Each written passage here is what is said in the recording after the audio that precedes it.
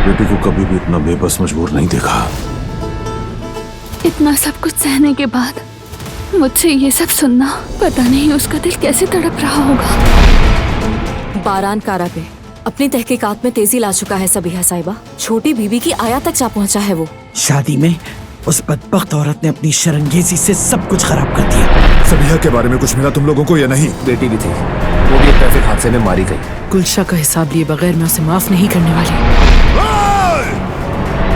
क्यों नहीं छोड़ सकती तुम्हें? बारान काराबे को कोई नहीं छोड़ सकता। रुक जाओ। तुम्हारी फ्लाइट मिस नहीं होनी चाहिए। मिस की तो ये मारा जाएगा। तुमने दिलान को ढूंढ तो लिया, लेकिन बहुत जल्द दोबारा इसे खो दोगे। मैंने छोड़ दिया है तुम्हें। उस औरत को इनकी कीमत चुकानी पड़ेगी। मैं एक एक आंसू का हिसाब लूंगा।